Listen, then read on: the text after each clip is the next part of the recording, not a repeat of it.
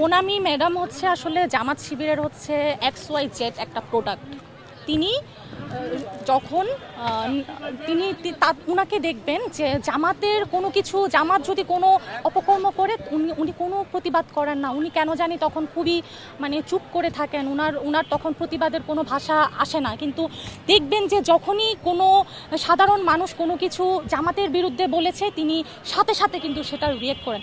আমি আসলে উনাকে বলবো যে উনার যে শিক্ষকতার যে সম্মানের জায়গাটা উনি আসলে অনেক আগে হারিয়ে ফেলেছেন।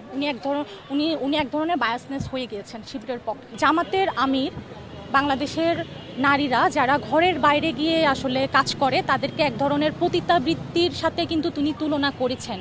তার মানে এর থেকে বোঝা যায় যে জামাত বাংলাদেশের নারীদের কখনো আত্মস্বাবলম্বী হোক এটা চায় না, জামাত কখনো নারীদের ক্ষমতায়ন চায় না, জামাত কখনো নারীদের স্বাধীনতা চায় না। বাংলাদেশের মোট জনসংখ্যার মধ্যে 42% কিন্তু আমাদের নারীরা আছে এবং ভোটারের মধ্যেও কিন্তু পুরুষের সাথে নারীরা কিন্তু সমান।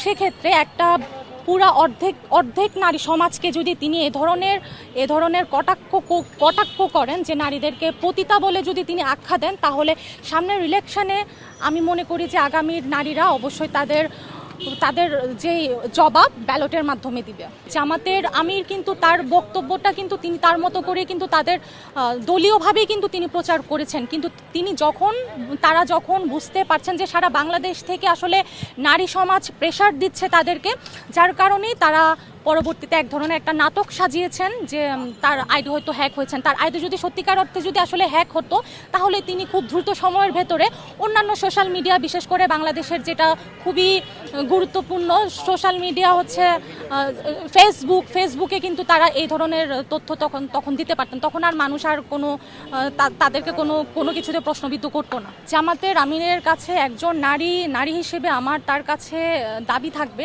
যে তিনি একটা মেইন স্ট্রিম দলের যেহেতু প্রধান, তার উপরে সম্মান জানিয়ে আমরা আসলে বলতে চাই যে উনার তো অনেক বয়স হয়ে গেছে, আসলে উনাকে আমরা সবাই মুরব্বী হিসেবে সম্বোধন করি।